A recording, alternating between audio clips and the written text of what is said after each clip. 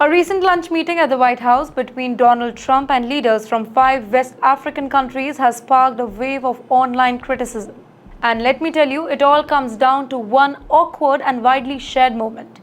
The event, which was supposed to be a diplomatic gathering focused on cooperation and development, turned into a controversial moment after a video clip began circulating online. In that particular clip, Trump was seen interrupting one of African presidents, and that too mid-speech. The leader wasn't finished speaking, but Trump, being Trump, looking impatient, cut him in the mid, and he said, "Maybe we are gonna have to go a bit quicker than this because we have a whole schedule. If I could just ask your name and your country would be great." Well, while saying it, he made it worse by his expression, and also people online are calling it disrespectful and even humiliating. The meeting was attended by leaders from Gabon, Guinea-Bissau, Liberia, Mauritania and Senegal, countries with massive untapped natural wealth but limited global influence. Trump, during his opening remark, highlighted their valuable land, great minerals, oil deposits and wonderful people. While some appreciate the focus on economic opportunity, others criticize the way Trump talked about the continent, almost as if its worth was tied to natural resources only, not the people or the leaders.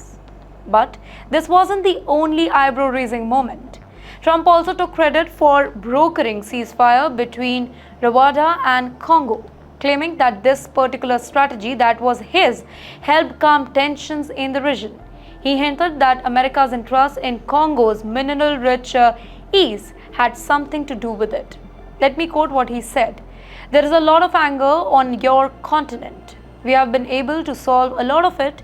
Now, that particular line didn't sit well with many Africans who saw it as oversimplifying deep-rooted conflict and even downplaying African leadership in resolving over them. Trump then shifted his focus to how the US uses trade as leverage in diplomacy. Referring to the Rwanda-Congo situation, he explained how America won. "If you guys are going to fight, we are not going to trade." Well, according to him, this tough stance helped reduce the tensions. But in the meantime, critics say that this approach sounds more like economic blackmailing than genuine diplomacy. Well, despite the controversy, many African leaders remained hopeful. Gabon's president emphasized that their countries are not poor, just underdeveloped, and they need real partners, not just resource-hungry investors. Let me quote what he said, "We are rich in raw materials, but we need win-win partnership to help develop those resources." In the meantime, Mauritania's president echoed the sentiment, pointing out that their country offers huge investment opportunities, specifically in mining, energy and infrastructure. Even tensions bubbling under the surface, there is more to come.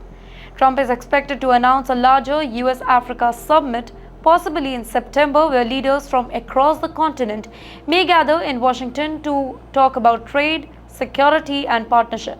But after this latest meeting and the viral clip, many are asking, can Trump truly build respectful partnership with African nations, or does he still see the continent mainly as a resource of minerals and money? Well, the world is watching the next move really closely.